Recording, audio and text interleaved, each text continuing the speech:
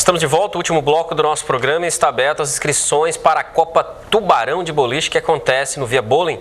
As inscrições vão até o dia 8 de junho, nessa primeira etapa. A modalidade será masculino. Dia 8 de junho, então, as inscrições para a Copa Tubarão de Boliche. O Unisul TV Esporte e o Via Bowling promovem essa competição até dia 8 de junho, depois vem o feminino ainda. Por enquanto, no masculino, então, para quem quiser escrever, pode ir lá no Via Bowling e vai ter um formulário lá para o pessoal preencher. E nós vamos estar fazendo uma super cobertura para passar essa primeira edição do campeonato da Copa Tubarão de Boliche. Agora o assunto é o Hercílio Luz. O andamento da divisão especial para juvenil e juniores já está estabilizado. O que anda agitado mesmo são os bastidores do Leão do Sul. Desde a saída de Clóvis Damasceno, a diretoria de futebol ficou vaga. O planejamento que havia sido feito por ele, segundo a diretoria, era o ideal, mas não oferecia uma solução para suprir os gastos futuros. Dessa forma, tudo que foi encaminhado por ele teve que ser desfeito. Os jogadores que haviam recebido um pré-convite para vir para o Hercílio Luz já foram liberados do compromisso. No momento atual, os únicos moradores do Aníbal Costa são os jogadores que atuam na base do clube. Edson Bugrão também estava alojado aqui até o início da semana, quando foi dispensado pela diretoria. O interesse em ter o jogador se mantém, mas assim como ele, o restante da equipe profissional deve ser chamado daqui a 2 semanas. O planejamento do clube voltou a ser o do início do ano, ou seja, tocar as categorias de base e começar a mexer com o futebol profissional apenas no segundo semestre, em no máximo 2 semanas. Para gerenciar o clube, um grupo está sendo montado. Fazem parte dele Osvaldo Pulita, José Izé, representante de uma empresa italiana que deseja investir no Hercílio, e ainda 2 profissionais do futebol, que a diretoria não divulga, apenas adianta que eles têm experiência em grandes clubes do país. Tudo é tratado com bastante sigilo. Já não se pensa apenas em subir de fase, mas sim em fazer um trabalho a longo prazo. O perfil dos que trabalham dentro e fora de campo a partir de agora deve ser levado em conta. Isso inclui o próprio treinador Edson Belmonte, que deixa de ser um nome confirmado na comissão técnica. A diretoria pretende oficializar todos os compromissos contratuais até a próxima semana, quando deve divulgar as ações do clube. Tem as informações do Hercílio Luz, que se prepara para o Campeonato Catarinense da 2ª Divisão. E nós somos muito, inclusive, perguntados por que a gente não fala mais do próprio Hercílio Luz. A gente tem uma explicação para dar, a gente tenta contato com diretoria, com o pessoal lá que trabalha dentro dos bastidores do Aníbal Costa. A imprensa vem encontrando dificuldade, talvez não seja nenhuma intenção do próprio Hercílio, mas pelas tarefas do pessoal que trabalha na diretoria lá. O Vamerson tem uns problemas particulares, tem a vida dele, e também o Pilco também tem, como outros membros.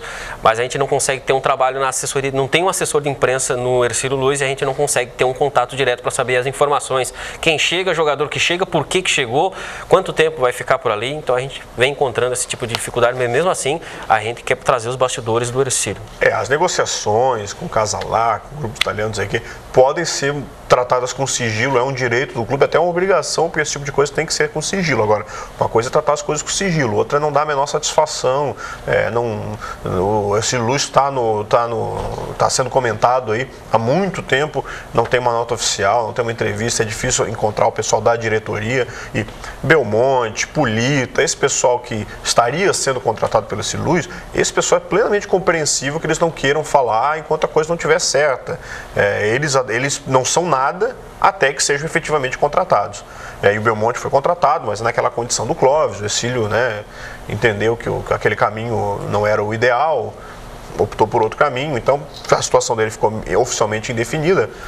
Esse pessoal tudo bem, agora a diretoria ela tem que dar satisfação, tem que vir a público dizer como é que está a situação, nem que seja para dizer que vai tratar o caso com sigilo e dar o mínimo de informações necessárias. Agora, isso é importante porque a gente sabe que as tratativas estão adiantadas. Esse Luz está montando uma estrutura interessante aí para a disputa da divisão especial. Só que é preciso, dentro do que é possível informar aí a imprensa e, consequentemente, ao todo o seu torcedor.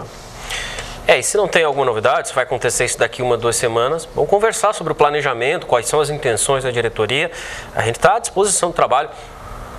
O futebol profissional precisa de parceiros, precisa de patrocinadores, precisa de exposição também. E não é questão de privilégio de informação, isso é para toda a imprensa aqui de Tubarão, que está apoiando as equipes de Tubarão na disputa dos campeonatos aqui. A gente tenta fazer um trabalho contínuo de cobertura, de matérias.